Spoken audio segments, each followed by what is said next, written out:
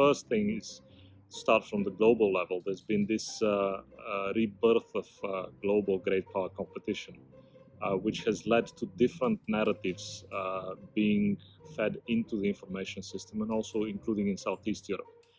In particular from authoritarian states like China and Russia, which have tried to use the pandemic to sell to the populations in the region their model of governance, but also to show themselves as the ones that are actually the true partners and for the region, and of course try to roll back a little bit the influence of the West, so the EU and the US. On the second level, many people don't understand the intricacies of social media, that not everything that is published there could actually be true. And the third level is the very low trust that people in the region have for the mainstream media, for their governments, which has undermined the whole response to the pandemic. So while we've seen the lockdown in the beginning giving good results, now we see that the region is actually one of the leading in terms of a second wave, and part of this is of course that the people haven't really trusted the sources of information.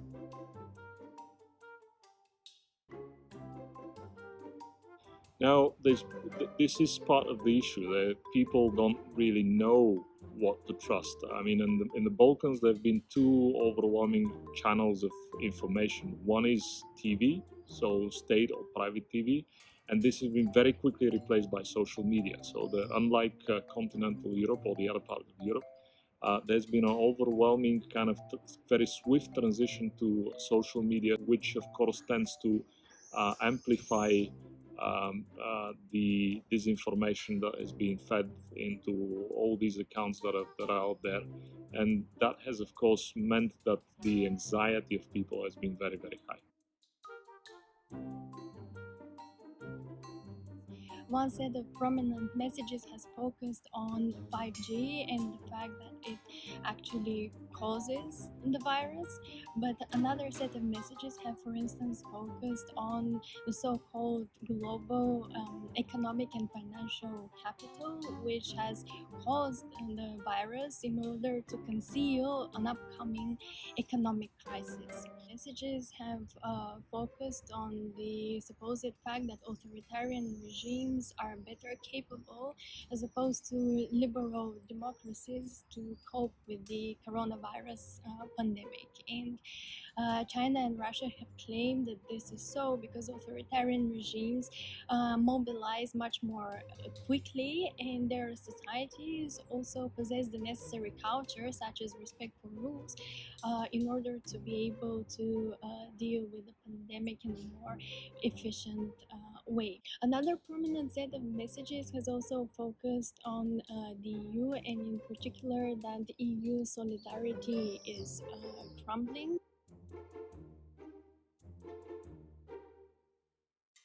These outlets include, for instance, Russia Beyond, but also Sputnik and Newsfront. But it is also important to note that national outlets, which may not be formally owned by Russia or China, but which have informal political and economic links to those countries, have also spread pro-Russian and pro-Chinese propaganda.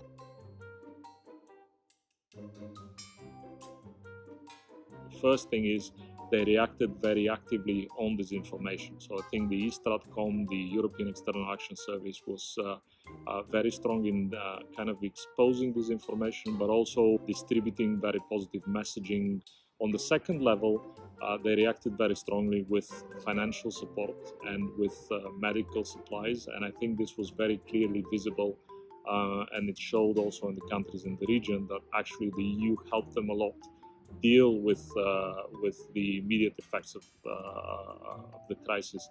And on the third level, I think they offered a long-term solution that is going to be also including both the countries that are members of the EU, like Bulgaria, Romania, Croatia, or Greece, but also the ones that are not members from the Western Balkans. They were given a clear path of engagement with the EU. Now, how this is going to play out in the future will depend very much on whether the EU is going to turn these huge financial resources that they managed to master, at least politically so far, and whether they're going to actually